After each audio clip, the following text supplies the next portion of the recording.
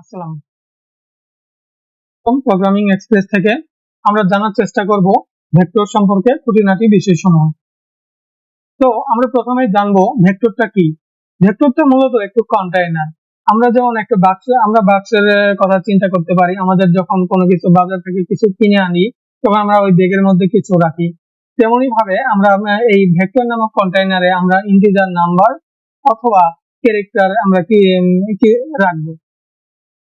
তো তারপর আমরা দেখব ভেক্টর কিভাবে ডিফাইন করা হয়। ভেক্টরটা ডিফাইন করা হয় মূলত প্রথমে ভেক্টর লিখতে হয়, তারপরে সেটা ডাটা টাইপ লিখতে হয় এবং ভেক্টরে একটা সুন্দর একটা নাম দিতে হয়। আমি সাপোজ একটু ভি ধরে নিলাম, আপনারা ভি যে কোনো একটা অ্যালফাবেট বা যে কোনো নাম দিতে পারেন।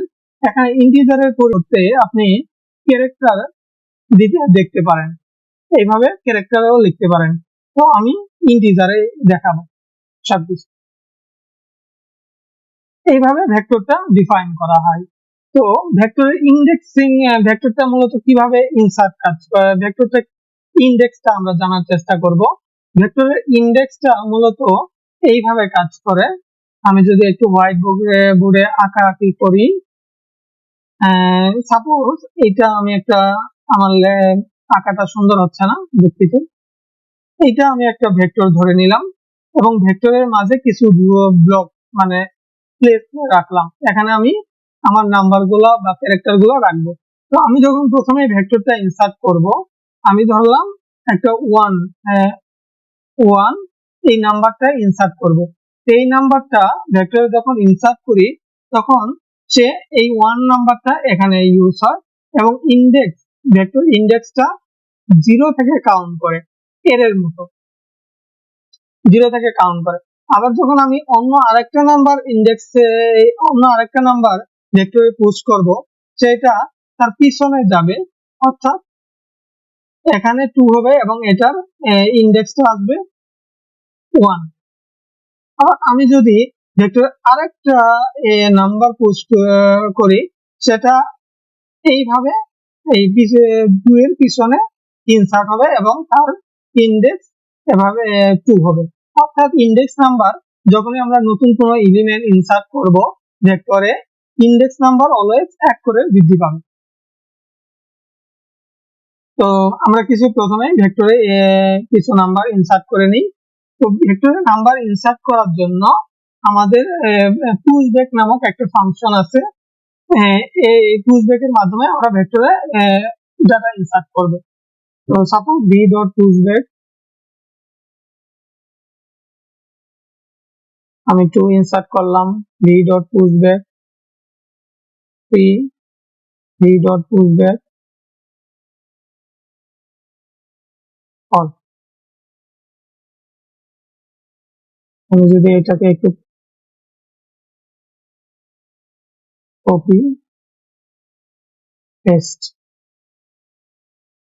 এইভাবে মূলত ভেক্টরটা ইনসার্ট করে ভেক্টরটাকে ট্রাভার্স করা যায়। অর্থাৎ আমি যে এই এলিমেন্ট গুলা ইনসার্ট করলাম, এই এলিমেন্ট গুলো আমি আবার দেখতে চাবো যে আমার ভেক্টরে কি কি এলিমেন্ট আছে। তার জন্য আমার প্রথমেই যে কাজটা করতে হবে, আমার ফর লুপের সাহায্য নিতে হবে এবং ফর লুপের মাধ্যমে আমরা ভেক্টরটা ট্রাভার্স করব।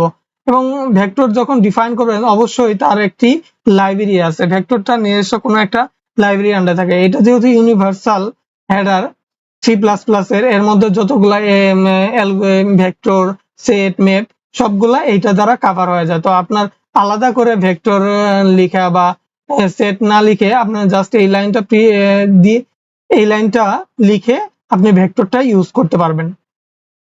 তো আমরা এবার ট্রাভার্স করা দেখব।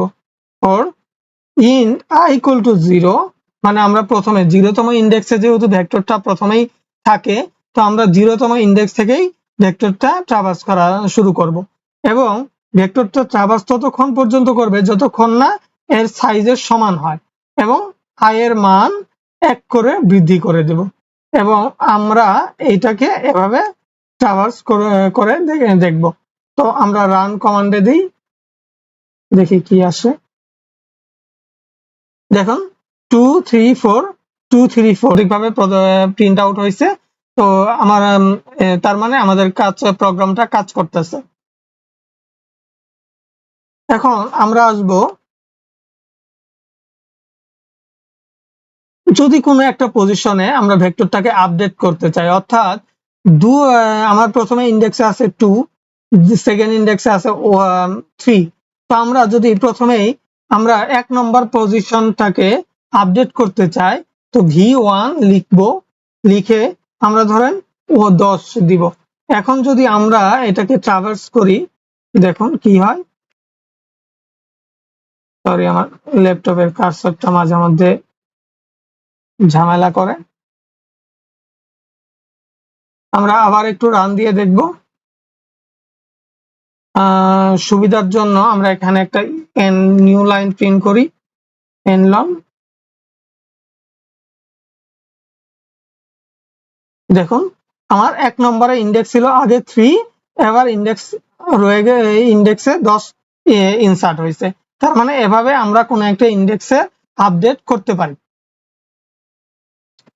এখন যদি আমি বলি যে আমরা কিভাবে একটা সোয়াপ ভেক্টরের দুটো এলিমেন্টের মধ্যে কিভাবে আমরা সোয়াপ করব, তো ভেক্টরের প্রথমে দুটো এলিমেন্টের মধ্যে সোয়াপ করার জন্য আমি যদি ভেক্টর 0 সোয়াপ ফাংশনটাকে কল করি, সোয়াপ v ডট 0 এন্ড 1 নম্বর এলিমেন্টের সাথে সোয়াপ করি, এবং আবার যদি প্রিন্ট আউট করি, একটু সি আউট লিখে দেই, সি আউট nlong swapping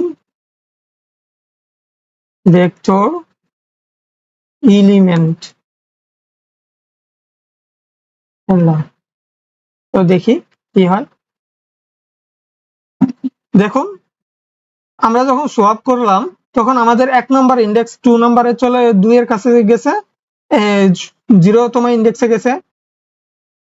দেখুন আমরা যখন সোয়াপ করলাম 1 নম্বর ইন্ডেক্সের এলিমেন্ট 0 নম্বর ইন্ডেক্সের এলিমেন্টে চলে গেছে, এবং 0 ইন্ডেক্সের এলিমেন্ট 1 নম্বরে চলে এসেছে। তার মানে আমাদের সোয়াপটা কাজ করতেছে।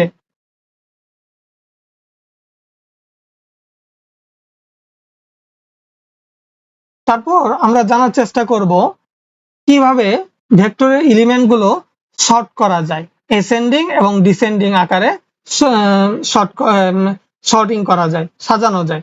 তো আমরা ভেক্টর এই সাজানোর জন্য সর্ট ফাংশনটাকে কল করব, এবং V dot begin V dot int এই শর্ট ফাংশনের মধ্যে যদি এইটা দেই এবং তারপরে যদি আমি ট্রাভার্স করি, এখানে একটু মাঝে মধ্যে কার্সারে ঝামেলা করে, cout sorting vector element sorry বানান ভুল হয়েছে, nlong। তো এবার আমরা রান করে দেখি, দেখুন ইনসার্ট করে। তো দেখুন আমাদের সবগুলা এলিমেন্ট সর্টিং হয়ে চলে এসেছে, এই যে 2 2 3 4 4 10। এবার আমরা যদি এটাকে ডিসেন্ডিং আকারে সাজাতে চাই, অর্থাৎ এটা তো গেল ছোট থেকে বড়র দিকে সাজানো, আমরা যদি এমন ভাবে সাজাতে চাই যে বড়গুলা সামনে থাকবে এবং ছোটগুলা পিছনে থাকবে, সেভাবেও সাজাতে পারি। আমরা যদি দেখি সর্টিং ডিসেন্ডিং এলিমেন্ট, মাপ চেয়ে নিচ্ছি যদি কখনো স্পেলিং ভুল হয়, আমার স্পেলিং কারেকশন খুবই খারাপ। আমরা আবারও শর্ট ফাংশন কল করব এবং V dot begin V dot int এটা দিব, সাথে গ্রেটার ইন্ট এটা দিব, এবং আমরা এটা দিব। আবার রান করে দেখি কি হয়। গ্রেটার বানান ভুল, আমিও জানি, গ্রেটার আল্লাহ মাবুদি।